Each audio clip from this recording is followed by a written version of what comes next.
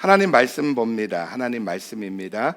시편 47편 1절로 9절입니다. 시편 47편 1절로 9절입니다. 835페이지고요. 구약성경 여러분이 갖고 계신 주보를 참조하셔도 좋습니다.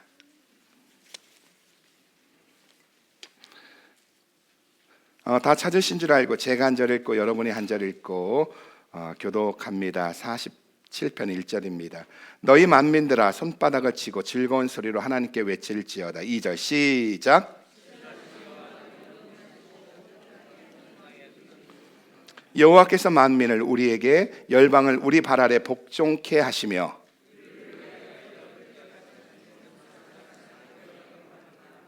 하나님이 즐거이 부르는 중에 올라가시며 여호와께서 나팔 소리 중에 올라가시도다.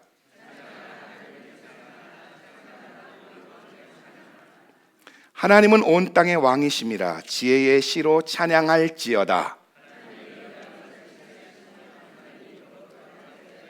같이 읽습니다. 열방의 방백들이 모이며 아브라함의 하나님의 백성이 되도다.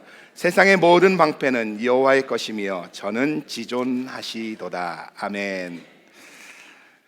저는 오늘 함께 봉독한 시편 47편 1절로 9절 말씀을 통하여 하나님이 찾으시는 예배자, 하나님이 찾으시는 예배자, 이런 제목을 가지고 은혜를 나누고자 합니다. 요한복음 4장에 보면은 예수님과 수가성 물가의 대화가 나옵니다. 이 여인은 남편이 5입니다. 그럼에도 불구하고 끝없는 인생의 목마름을 갖고 있었습니다. 이때 예수님은 이 여인을 만나 주시면서 하나님이 찾으시는 사람은 예배하는 사람이라고 하십니다. 무슨 말이죠?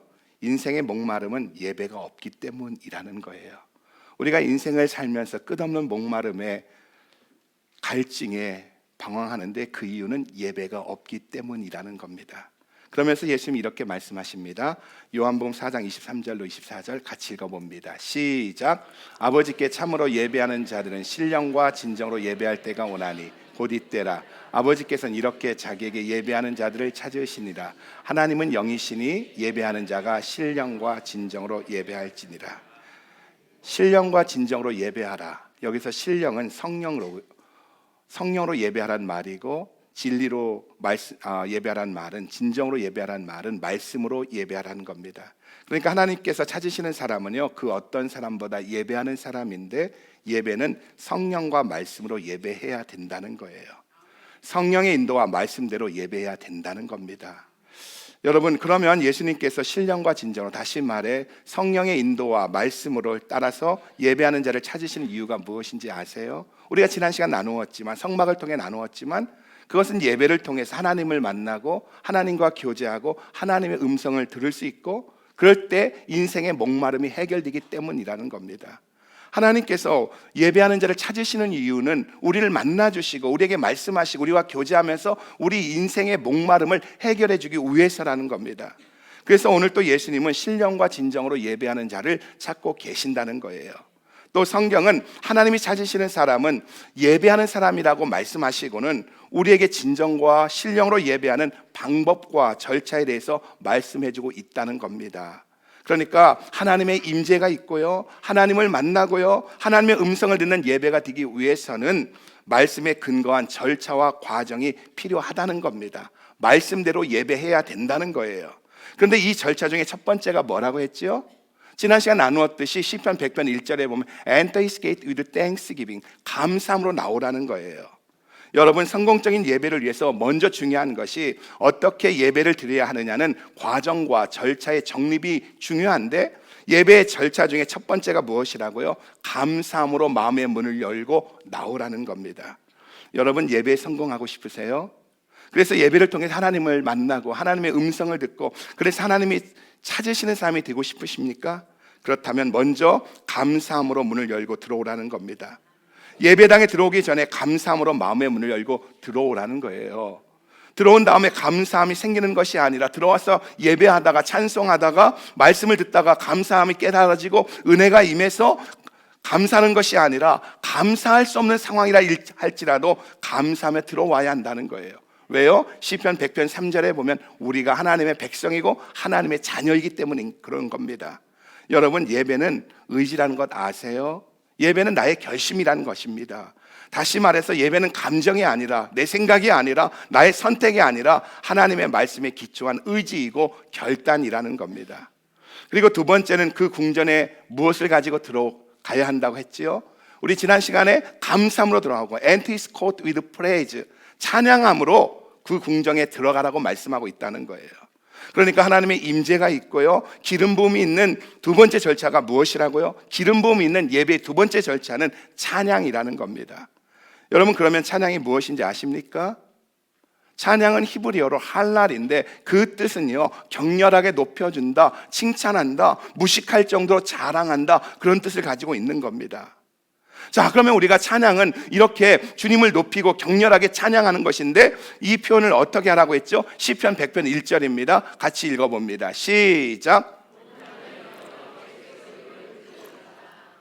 여기에 보면 즐거이 부를지어다를 영어 성경으로 보면 shout for joy to the Lord라고 되어져 있습니다. 큰 목소리로 찬양하라는 거예요. 우리가 찬양은 큰 목소리로 찬양해야 된다는 겁니다. 여러분, 하나님은 우리가 마음으로만 찬양하는 것도 받으시고요, 작은 소리로 찬양하는 것도 기쁘게 받으십니다.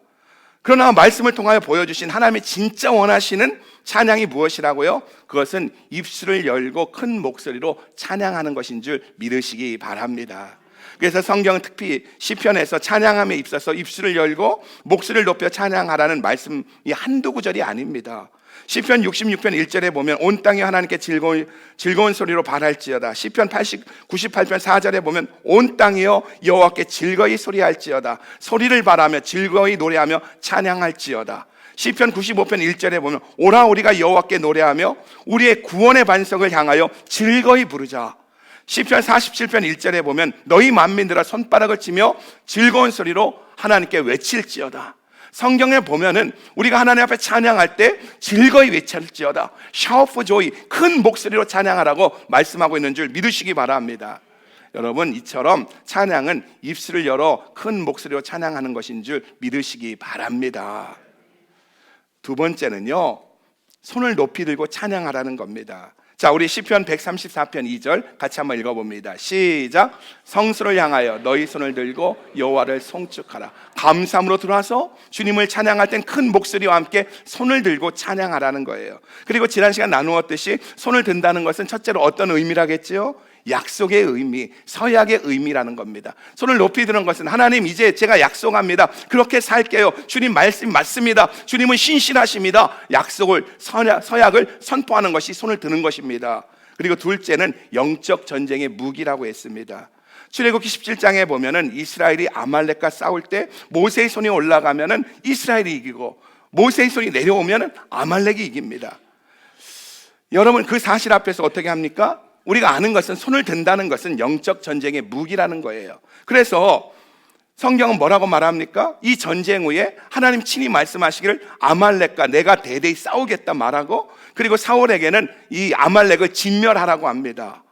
그러니까 무슨 말입니까? 아말렉은 원수 마귀라는 거예요. 그래서 원수 마귀는요, 우리 손에 올라가는 것을 보기 싫어한다는 거예요. 바로 우리 손이 올라가면 영적 전쟁에서 이기는 영적 전쟁의 무기인 줄 믿으시기를 주의 이름으로 축복합니다. 그리고 셋째로 손을 든다는 것은 하나님을 간절히 찾는 모습으로 나의 간절함의 표현이라고 했습니다. 손을 든다고 해서 하늘이 닿겠어요? 그러나 우리 편에서 어떤 마음을 갖고 하는 겁니까? 하나님, 이게 제 마음입니다. 주님, 저 만나주세요. 주님, 오늘 만나지 않으면 살 수 없어요. 주님, 저를 만나주세요 하는 이 간절함의 표현이 손을 높이 드는 것인 줄 믿으시기 바랍니다. 그리고 넷째는요, 하나님을 축복하는 표시라고 했습니다. 그래서 좀 전에 읽었던 시편 134편 2절에 보면은 여호와의 집에 서 있는 모든 종들아, 너희 모두야 성수를 향할 손을 들고 여호와를 송축하라. 여호와를 송축하라는 말씀처럼 우리가 손을 들고 찬양하는 것이 하나님을 향한 축복이 된다는 겁니다. 그래서 하나님은 우리의 올라간 손을 보시는 것을 너무너무 기뻐하시고 우리 올라간 손이 하나님께 영광이 되는 줄 믿으시기 바랍니다. 그러면서 오늘 본문 시편 47편 1절은요, 손뼉을 치며 찬양하라고 합니다. 우리 시편 47편 1절 다시 읽어봅니다. 시작. 여러분, 여기에 보세요. 여기에 보면 누가 손바닥을 치며 찬양하라고요? 손바닥을 치고 싶은 사람아 그랬어요? 지난 일주일 동안 형편과 상황이 넉넉하고 모든 일이 잘 되어서 기쁨으로 손바닥을 칠 수 있는 사람아 있습니까? 아니면 태어날 때부터 외향적이고 적극적인 성격 때문에 어디에 가든지 박력 있는 사람아 했어요? 아닙니다. 너희 만민들아입니다. 너희 만민은 all nation입니다. all people입니다. 무슨 말이죠? 환경과 상관없고요, 성경과 상관없이 하나님께 예배로 나온 모든 사람은 손뼉을 치면서 즐겁게 찬양하라는 것인 줄 믿으시기 바랍니다. 그래서 너희 만민들이란 말 속에는 우리 모두가 포함되어져 있는 줄 믿으시기 바랍니다. 우리 옆 사람 보고 인사합니다. 하나님이 당신과 나를 예배자로 부르셨습니다. 시작. 자, 우리 뒷사람도 보면서 꼬나보지만 마시고 한번 이렇게 축복합니다. 당신의 예배를 하나님 기뻐하십니다. 시작.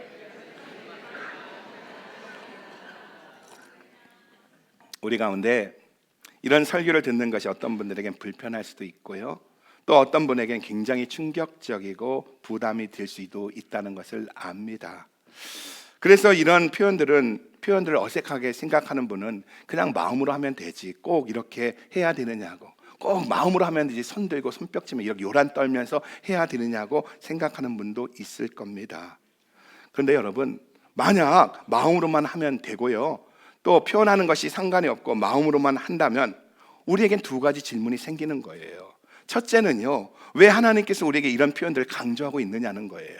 성경은 왜 우리에게 끊임없이 큰 목소리로 찬양하고 손뼉을 치며 찬양하고 손을 들고 찬양하라고 강조하고 있느냐는 거지요. 또 하나는 왜 세상 사람들은 표현을 강조하며 사느냐는 겁니다. 어떤 분이 생각하는 것처럼 마음으로만 하면 된다면, 표현이 상관없다고 생각한다면 왜 교회 안과 교회 밖에서 예수를 믿는 신학자들과 예수를 믿지 않은 심리학자들도 표현이 중요하다고 말하고 있느냐는 거예요.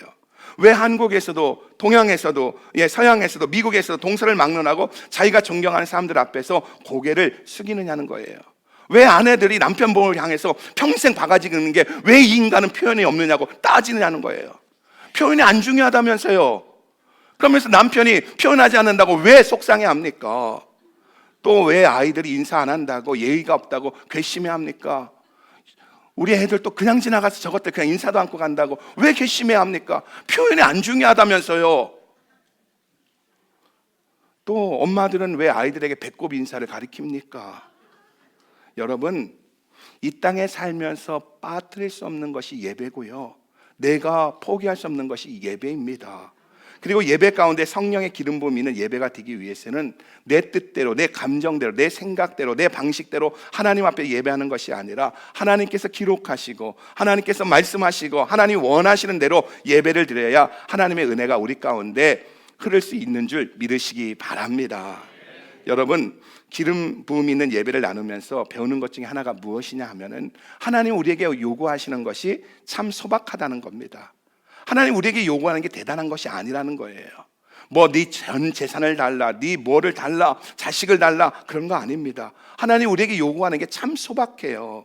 하나님이 원하시는 게 뭐지요? 우리가 모일 때, 이렇게 하나님 만나기 위해서 모일 때 그냥 하나님을 축복해 달라는 겁니다. 그냥 하나님을 반가워하고 하나님을 그냥 좋아해 달라는 거예요. 그리고 그 표현들을 큰 목소리로 찬양하고 손을 들고 찬양하고 손뼉을 치면서 즐거워해 달라는 겁니다. 이와 같이 하나님 우리에게 원하시는 것은 소박한 줄 믿으시기 바랍니다. 그런데 우리에게 이렇게 소박하게 원하시는 하나님이 어떤 분이라고요?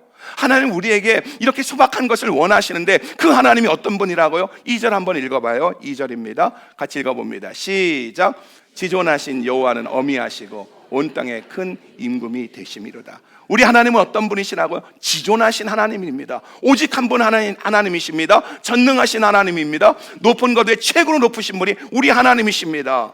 이런 하나님이 우리에게 요구하시는 것은 소박하다는 거예요. 그런데 이런 하나님께서 저와 여러분을 택하셨다는 거예요. 4절 읽어봅니다. 4절 같이 읽습니다. 시작.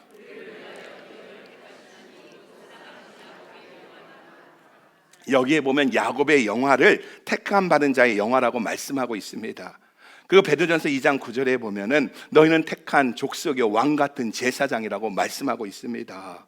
여러분, 우리가 어떻게 택하신 백성이 되고 왕 같은 제사장이 되었습니까? 저와 여러분이 왜 어떻게 하나님 앞에 선택을 받고 왕 같은 제사장이 되어졌습니까? 우리가 지난 시간 생명의 삶 골로새서를 같이 나눴는데, 사도 바울이 감옥에 갇혀서도 그 담대하게 복음을 외칠 수 있었던 이유가 뭐지요? 골로새서에 보면 사도 바울은 뭐라 합니까? 하나님이 나를 선택했다는 거예요. 하나님 나를 사랑한다는 거예요. 하나님 나를 거룩하게 하신다는 거예요. 이 속에서 사도 바울은 힘있게 복음을 들고 나갔는데, 여러분, 내가 어떻게 선택받은 족속이 되어지고 왕 같은 제사장이 될 수 있느냐는 거지요. 그것은 바로 예수 그리스도의 십자가 보혈 때문입니다. 죄 없으신 예수님이, 하나님이신 예수님이 우리 죄를 한없게 짊어지시고 십자가 위에서 죽으심으로 우리의 죄를 청산해 주셨기 때문인 줄 믿으시기 바랍니다. 그래서 우리는 택한 백성이 되었고요, 하나님의 자녀가 되었고요, 하나님의 소유가 된 줄 믿으시기 바랍니다. 그래서 우리는요, 하나님의 바램대로, 하나님의 말씀대로 손뼉을 치며 큰 목소리로 하나님을 찬양할 수 있는 줄 믿으시기 바랍니다. 그래서 Enter His gate with thanksgiving, 감사함으로 문을 열고 들어오라고 하면서도 그 이유가 뭐라고요? 환경과 상관이 아니라 3절에 보면, 시편 100편 3절에 보면은 내가 하나님의 자녀요, 하나님의 백성이요, 그의 소유라는 데서 우리가 감사할 수 있는 줄 믿으시기 바랍니다. 자, 이 사실을 5절은 자세히 표현하고 있어요. 왜 우리가 손바닥을 치고 큰 목소리로, 때는 손을 들고 하나님을 기뻐하며 찬양해야 하는지에 대해서 말씀하고 있다는 거예요. 5절 같이 읽어봅니다. 시작.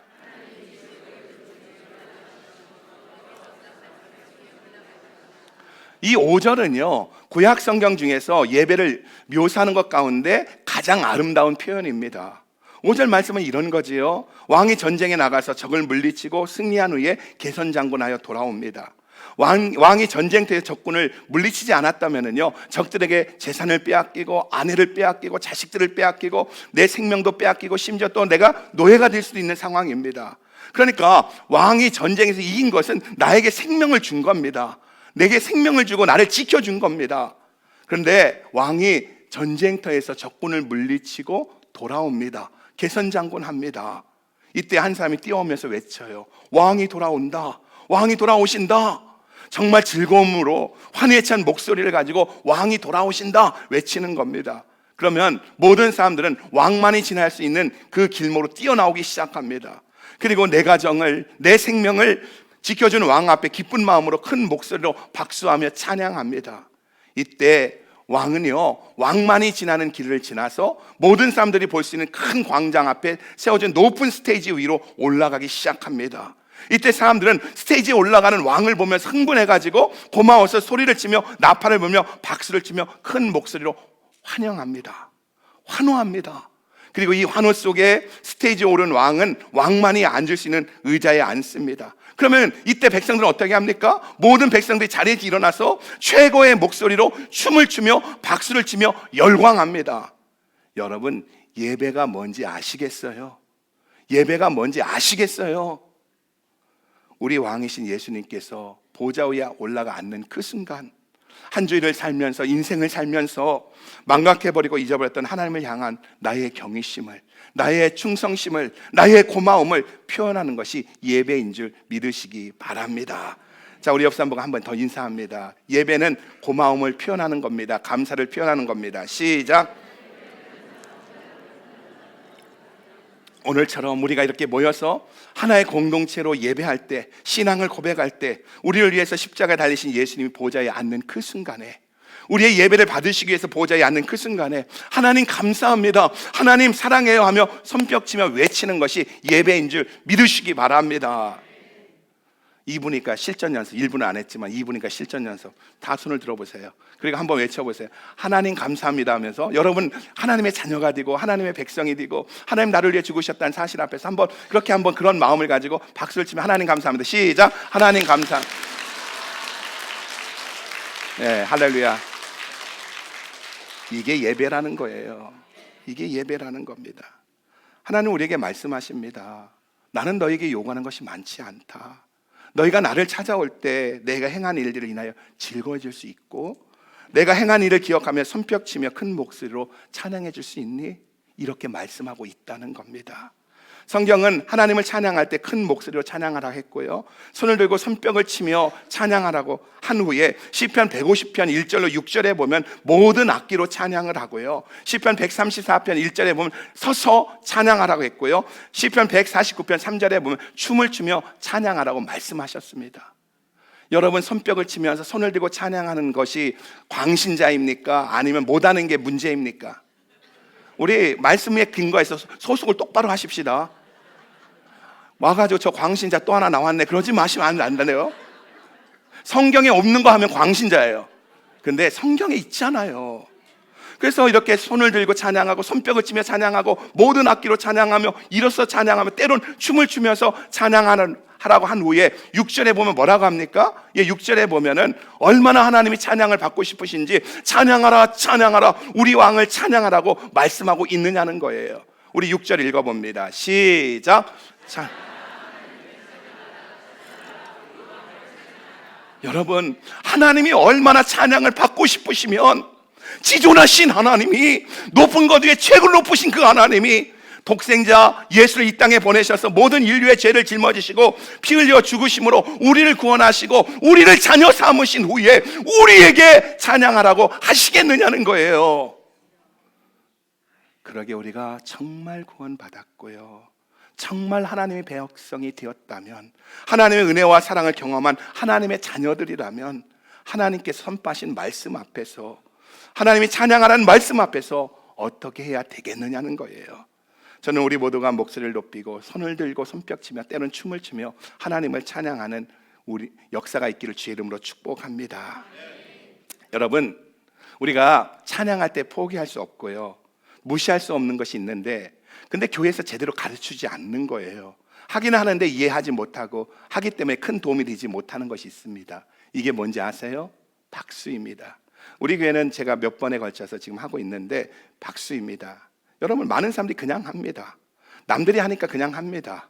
의미도 모르고 박자를 따라 그냥 합니다. 그냥 4분의 3박자, 4분의 4박자 짝짝짝. 그러니까 왠지 가만히 있기도 하고 무슨 머쓱하고 그냥, 우리 남성들 이러시잖아요. 그냥 해요. 그러나 성경은요, 박수가 무엇인지에 대해서 우리에게 분명하게 가르쳐주고 있다는 거예요.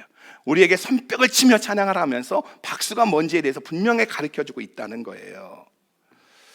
그래서 우리가 예배 가운데 박수를 치는 것은요, 분위기나 감정에 의한 것이 아니고, 또한 시대의 흐름도 아니고요, 순복음의 스타일도 아니라 이것은 구약에서도 했고요, 신약에서도 했고요, 하늘나라 가서도 한다는 겁니다.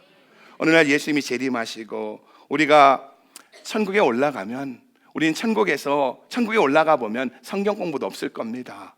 선교도 없을 겁니다. 봉사도 없을 겁니다. 그러나 하나님 앞에 이곳에서도 하고 그곳에서도 하는 것이 무엇이냐면 유일하게 손들고 손뼉치며 하나님을 예배하는 것인 줄 믿으시기 바랍니다. 자, 그러면 성경에서 손뼉을 치며 찬양하라는 의미가 무엇이냐는 거예요. 첫째는 손뼉은요, 승리와 기쁨의 선포라는 겁니다. 우리가 하나님 앞에서 손뼉을 치면서 찬양하고 그분을 송축하는 것은요, 예수님께 십자가 위에서 원수 마귀를, 죄와 사망의 권세를 이기셨기 때문인 줄 믿으시기 바랍니다. 그러니까 박수는 뭐라고요? 주님 이기셨습니다. 주님 승리하셨습니다. You have a victory 하면서 주님이 나의 왕이십니다. 이런 의미를 가지고 있다는 겁니다. 그러게 박수는요, 승리의 소식을 선포하는 것인 줄 믿으시기 바랍니다. 이왕이 오늘 우리 마음 풀어놓고 설교하는 거 같이 한번 합시다. 박수는 승리의 선포입니다. 시작. 할렐루야. 여러분, 예배 때마다 이렇게 손뼉을 치며 하나님을 찬양할 수 있다면 얼마나 기쁘겠습니까? 두 번째는요, 손뼉은요, 박수는요, 인정하는 표시라는 겁니다. 여러분, 우리가 박수 치는 것은 누가 뭐라고 말할 때 동의합니다, 그렇게 생각합니다, 이런 뜻을 가지고 박수를 치는 거 아닙니까? 여러분, 그래서요, 한나라의 대통령이 연설을 할 때 많은 사람들이 박수를 치는 이유가 뭡니까? 한국 같은 경우는 대통령이 어디 가서 연설을 했는데 몇 번을 박수 쳤다고 그거를 뉴스에서 몇 번이라고 강조를 하더라고요. 여러분, 왜 대통령이 연설할 때 사람들이 박수를 칩니까? 박수의 뜻이 뭡니까? 너 잘났다, 너 말 잘한다, 그런 뜻입니까? 아니잖아요. 그렇습니다. 동의합니다라고 인정하는 것이 박수라는 거예요. 어떤 분들은 예배 시간에 박수를 치면 불경건하다고 생각을 합니다. 그러면서 또 아멘은 합니다. 여러분, 그런데 이거 아세요? 박수가 아멘이라는 거예요. 아멘의 뜻이 무엇이죠? 예, 그렇습니다. 그렇게 되어지길 원합니다.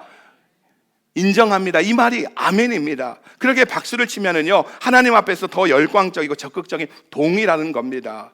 우리가 인정하고 동의하는 것을 더 적극적으로 표현하는 것이 바로 박수라는 거예요. 제가 2주 전에 어느 교회를 갔는데 예배 가운데 제가 설교하니까 우리 교회 성도는 아멘만 하는데 거기는 아멘 하더라고요. 처음엔 놀랐어요. 근데 그 교회가 그게 성경적인 거예요. 예, 여러분, 열왕기하 11장 12절에 보면은요, 제사장 여호야다가 요아스를 왕으로 세울 때의 모습을 보여주고 있습니다. 유대의 악녀 아달랴가요, 자기 아들 아하시야가 전쟁에 나가 죽자 자기가 왕이 되기 위해서 자기 손주, 자기 아들 아하시야의 아들 요시야를 죽이려고 합니다. 그러자 제사장 여호야다가 어떻게 합니까? 그 아들을 빼내고요. 그리고 때가 되어졌을 때 제사장들이 반란을 일으켜서 악녀 어떻게 합니까? 아달랴를 폐위시키고 요시야를, 그 7살짜리 요시야를 왕으로 세우는 장면이 나옵니다. 그때 장면을 보여주고 있는 것이 열왕기하 11장 12절인데 같이 한번 읽어봅니다. 시작.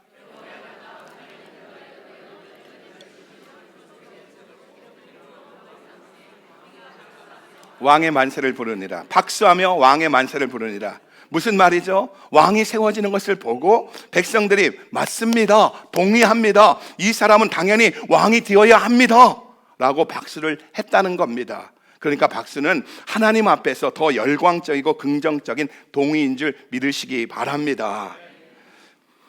세 번째로 기쁨의 선포이고요, 인정의 표시고요, 세 번째로는 서약의 징표라는 겁니다. 우리 잠언서 22장 26절 같이 읽어봐요. 시작. 너는 사람으로 더불어 손을 치지 말며 남의 빛에 보증이 되지 말지니라.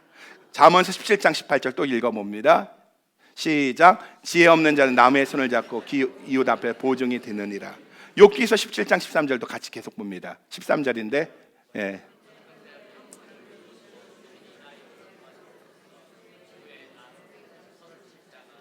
예. 여러분, 여기에 보면은요, 손을 잡는다 했는데 원어로 보면 스트라이크 핸드로 되어 있습니다. 그리고 금방에 했던 ESV에는 플레즈, 서약의 의미를 표현하고 있습니다. 그러니까 여러분, 손뼉을 친다는 것은 서약한다는 뜻을 갖고 있는 거예요. 그러니까 우리가 기도하면서 찬송하면서 손뼉을 치는 것은 약속합니다, 서약합니다라는 서약의 징표가 있는 거예요. 그래서 욥이 뭐라고 말합니까? 욥이 이렇게 말하잖아요. 하나님, 제가 대장부로서 세상을 살면서요, 어느 누가 약속하는 것이 아니라 하나님, 내가 하나님과 약속해요. 신실하게 살겠습니다. 믿음으로 살겠습니다. 하나님의 영광을 위해 살겠습니다. 하나님 지켜주세요. 하나님 지켜주세요 하면서 손뼉을 쳤다는 거예요.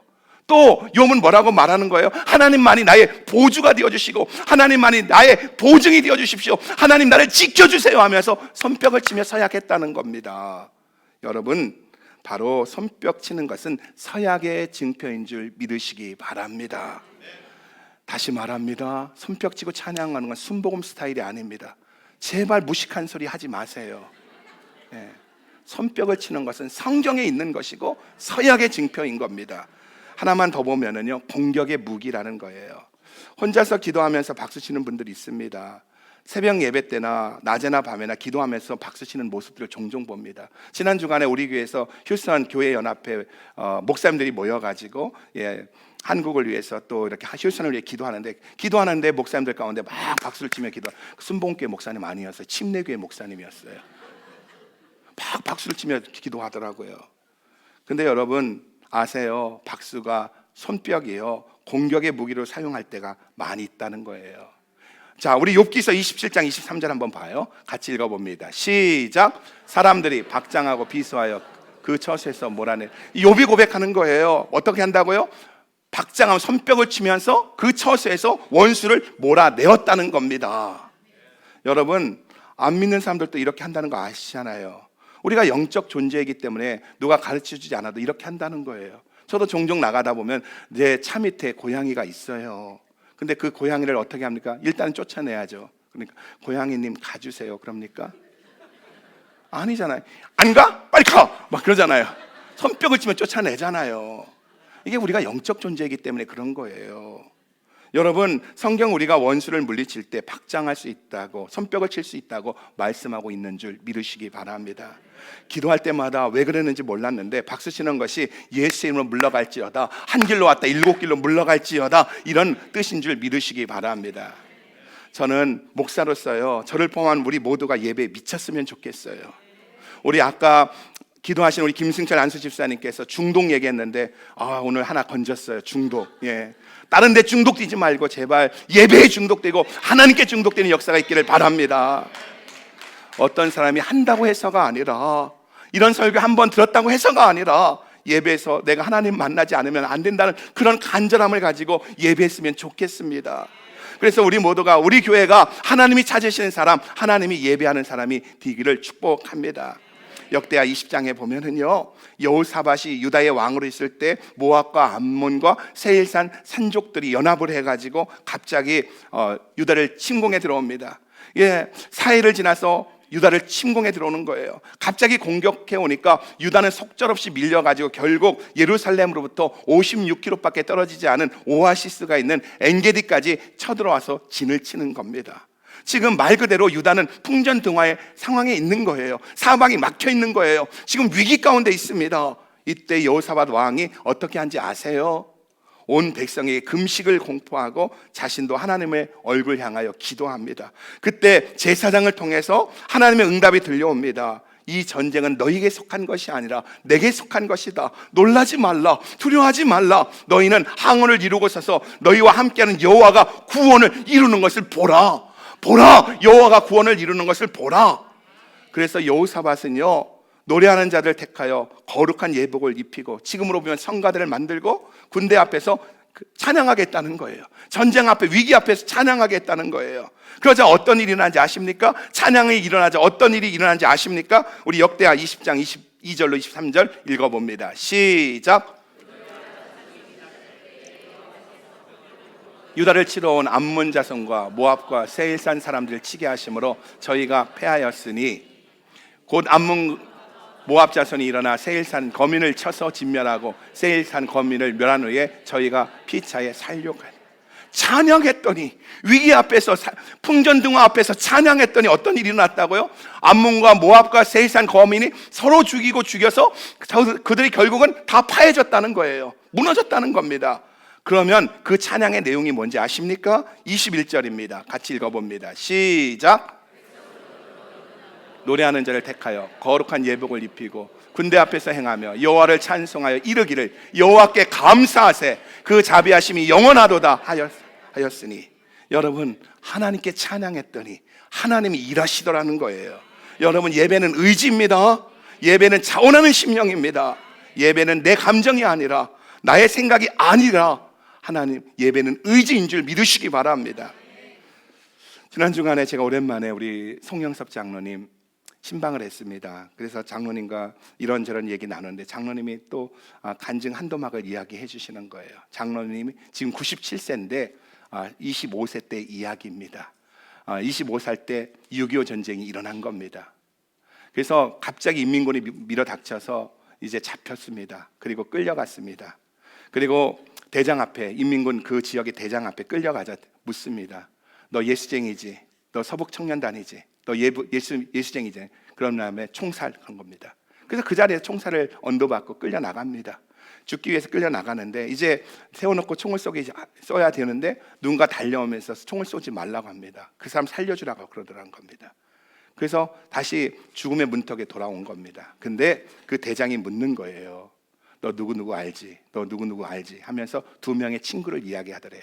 한 사람은 서북청년단 단원이고 또 한 친구는 그 당시 경찰의 간부였다는 겁니다. 그러면 딜이 들어오더라는 겁니다. 내가 너를 놓아줄 테니까 그 사람들을 있는 곳을 알아서 알려달라고 하면서 놓아준다 하더랍니다. 그러면서 그냥 놓아주면 되는데 또 두들겨 패더래요. 그 전에도 맞았는데 또 두들겨 패는데 맞은 자리 맞으니까 더 아프더래요. 엄청 아프게 맞았대요. 그리고 형무소 밖에다 집어 던졌는데 도저히 움직일 수가 없더래요. 너무 아파서, 몸이 너무 아파서 움직일 수가 없는데 갑자기 흰 옷 입은 큰 사람이, 키 큰 사람이 나타나더니 오더니 자기를, 우리 장로님 번떡 업더랍니다. 얻고 가는데 지금 생각해 보니까 그때는 몰랐는데 덜컹거림도 없고 막 가니까 이렇게 흔들리지도 않고 무슨 고급 승용차를 탄 것처럼 스무스하게 가더래요. 그리고 집이 보이는 집 문 앞에 있는 다리에다 딱 내려놓더래요. 그 다음에 해가 뜨려고 하니까 그 흰 옷 입은 사람이 싹 사라지더래요. 근데 신기한 거는요, 그렇게 오고 나니까 힘이 생기더래요. 그래가지고 달려가지고 집에 가가지고 인사를 하고 난 다음에 그 뒤로 산쪽으로 숨어버렸대요. 그러면 장로님 그 얘기를 하시는 거예요. 자기 인생 가운데 참 많은 그 죽음의 위기도 있었고 어려움의 위기도 있었는데 자기가 인생을 살면서 지금 97세인데 가장 잘한 것이 무엇인가 한 가지를 생각했는데, 지난번에 제가 나누었던 국기 배례 거부 사건 있잖아요. 장로님이 24세로 당시에 대원교회 주일학교 부장집사로 있었는데 아이들에게 십계명을 가리키는 과정 가운데 선생님들이 십계명을 가리키다가 달려온 겁니다. 그러면서 하는 이야기가 뭐냐면 국기에다가 엎드려 절하는 것, 천황 앞에 절하듯이 해방되어졌지만 태극기 앞에 국기에다 절하는 것이 이게 합당합니까? 합당하지 않느냐고 아이들이 질문이 왔다는 거예요. 그때 장로님이 부장집사로서 굉장히 고민이 되어진 겁니다. 왜냐하면 이것은 국가 정책에 위배되는 거잖아요. 그런데도 단호하게 절하지 말라고 하십시오. 우상숭배입니다. 그 일로 인해서 우리가 전에 나누었지만 엄청난 어지러움이 있었고 희오리 바람이 있었고 애들 35명이 퇴학당하고 막 엄청 힘든 일이 있었지만 결국은 이것이 이승만 대통령에게 상소되어지고, 그래서 어떻게 되어집니까? 엎드려 절하던 것을 가슴에 손을 얹고 주목례로 바뀌게 된 계기가 되어졌다고 했잖아요. 근데 장로님 그래요. 내 평생 살면서 가장 잘한 것 중에 하나가 바로 그 당시에 절하지 말라고 아이들에게, 교사들에게 말한 것이었다고. 여러분, 신앙은요 감정이 아닙니다. 신앙은 생각이 아닙니다. 성령의 인도하심에 순종하는 것이고요, 하나님 말씀에 순종하는 겁니다. 하나님 말씀 앞에 순종하려는 의지와 결단이 신앙이라는 겁니다. 12월 성탄의 계절입니다. 평화의 왕 되신 예수님이 여러분의 삶의 주인이 되기를 주의 이름으로 축복합니다. 그러기 위해서는 성령의 인도함을 받고요, 말씀에 순종하는 예배자가 되시기 바랍니다. 지난 시간 나누었지만 신앙의 아름다움이 뭐라고 했어요? 신앙의 아름다움은요, 마음은 들지 않고 마음은 생각이 없지만 몸이 가면 마음이 따라온다는 거예요. 여러분, 나는 그럴 상황이 아니고 그럴 형편이 아니지만 하나님 말씀이 그러니까 그 말씀에 따라서 순종하다 보면 하나님이 그것을 확증시켜 주신다는 겁니다. 내가 정말 하나님을 만나고 싶다면, 내가 정말 하나님 임재 가운데 거하고 싶다면 신령과 진정으로 예배할 수 있기를 예수님의 이름으로 축복합니다. 12월에, 이 성탄의 계절 12월에 가장 큰 축복은, 은혜는 예배가 회복되어지는 겁니다. 이것이 우리가 사는 길이에요. 이것이 세상을 이기는 길입니다. 여러분, 예배가 회복되기를 주의 이름으로 축복합니다. 하나님은 내가 원하는 것보다 더 큰 목마름으로 우리의 예배를 기다리고 계십니다.